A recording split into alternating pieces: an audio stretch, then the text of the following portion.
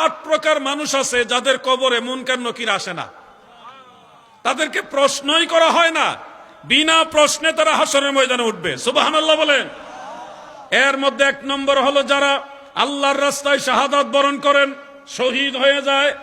এই মানুষগুলি মারা যাওয়ার পরে কবরে প্রশ্ন করা হয় না, কারণ সে তো পরীক্ষার সর্বোচ্চ অবস্থাটা পেশ করেছে, তার জান দিয়ে দিয়েছে ইসলামের জন্য। নিজের জীবনের সবচেয়ে বড় সম্পদ তো নিজের জান, সে জানটা কুরবানি করে দিয়েছে আল্লাহর জন্য, নবীর জন্য। এরপরে যদি তাকে প্রশ্ন করা হয় তোমার রবকে, তাহলে এটা তার অপমান করা হলো।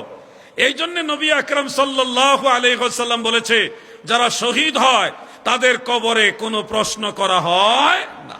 হাফেজ জালালউদ্দিন সুয়ুতি রাহমাতুল্লাহ আলাইহি শারহে সুদূরের মধ্যে এই ব্যাপারে একটা হেডলাইন উল্লেখ করেছেন, মান লা ইউসআলু ফিল কবর, যাদেরকে কবরে প্রশ্ন করা হবে না, হয় না, এরকম একটা তালিকা উনি উল্লেখ করেছেন।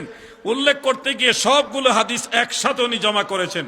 এই জন্য আপনারা মনের ভিতরে আশা রাখেন, আল্লাহর ওলিদের দরবারে যদি যান, তাদের কথা মতো যদি আমল করেন, চলার চেষ্টা করেন, তাহলে আপনার কবরের চিন্তা, হাসর, মিজান, ফুলসেরাত, এইগুলির চিন্তা আপনার করতে হবে না। আপনি শুধু চিন্তা করেন পীর মুর্শিদের নির্দেশটা কেমনে মানা যায়, কিভাবে আমল করা যায়, আর আপনাকে জান্নাতে নেওয়ার চিন্তা করবে মদিনাওয়ালা। আপনার টেনশন করা লাগবে না, কিন্তু মানতে হবে। যে আমলটা আমার মুর্শিদ কেবলা শিক্ষা দিয়েছিলেন এবং বলেছিলেন যে কবরে তোমাদের প্রশ্ন করাই হবে না যদি আমার কথা মানো, আমি তোমাদের এমন একটা আমল শিক্ষা দিব। সে আমলটা ছিল সূরা মুলকের তিলাওয়াত।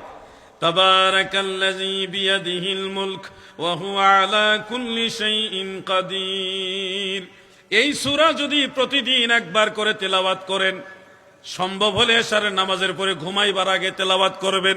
এই তেলাওয়াত করে করে যারা কবরবাসী হবে গো, তার কবরে মুনকার নকির আসবে না, কবরে কোনো আযাব হবে না।